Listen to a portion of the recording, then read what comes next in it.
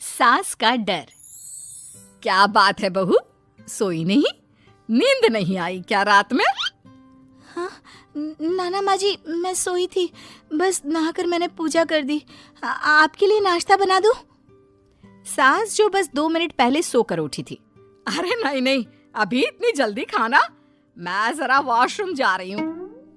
सास वॉशरूम से बाहर आती है कि बहू हाथ में चाय लेकर खड़ी होती है। माँ जी चाय। हाँ जरा मुंह तो पोंछ लूं। माँ जी ये लीजिए, मैं पोंछ देती हूँ। बहू जल्दी से अपने पल्लू से सास का मुंह पोंछ देती है। अरे बहू देख, इतना करने की कोई जरूरत नहीं है, मुझे आदत नहीं है इन सब चीजों की। तभी वहां बेटा आ जाता है। अरे रागिनी, क्या चल रहा है सास बहू के बीच? माँ डरा कर रखना अभी से, नहीं तो हाथ से निकल जाएगी।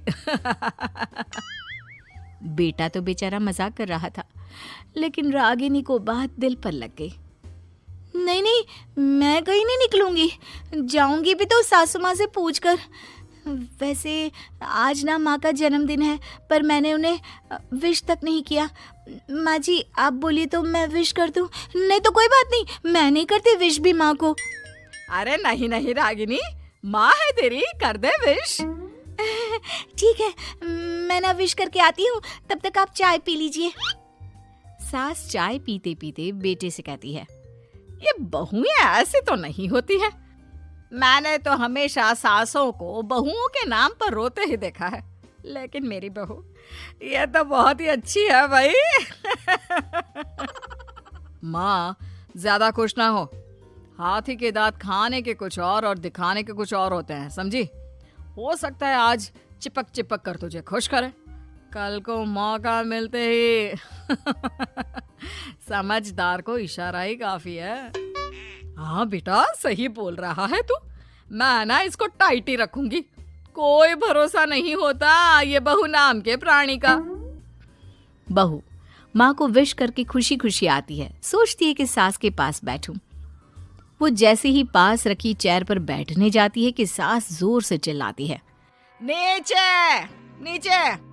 क्या माँ जी?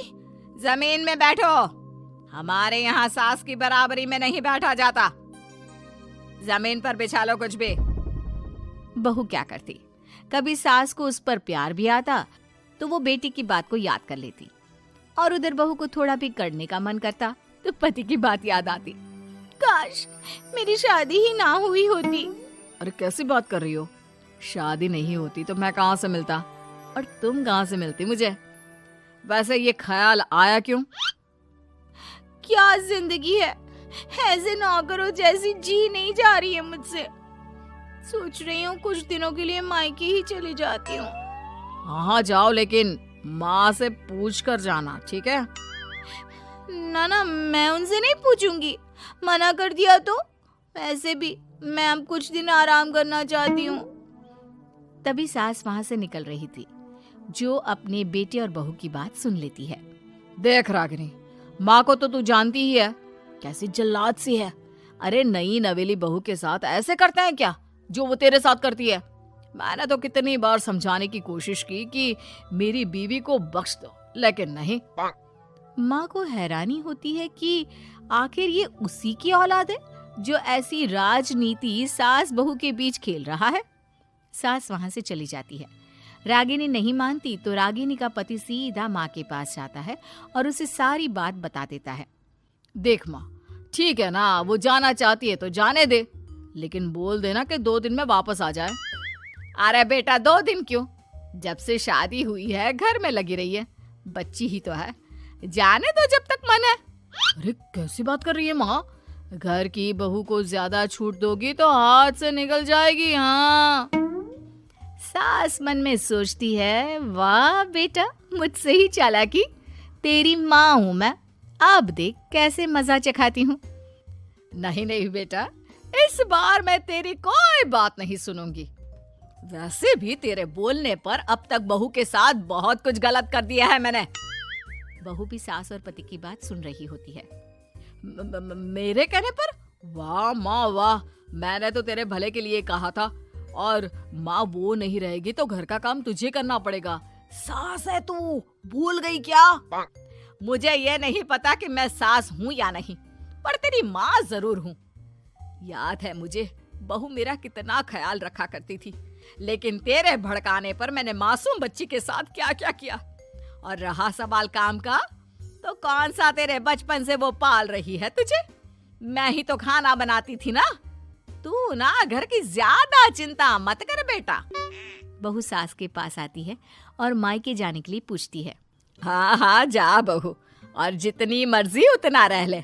मन भर जाए तो अपने घर वापस आ जाना, ठीक है?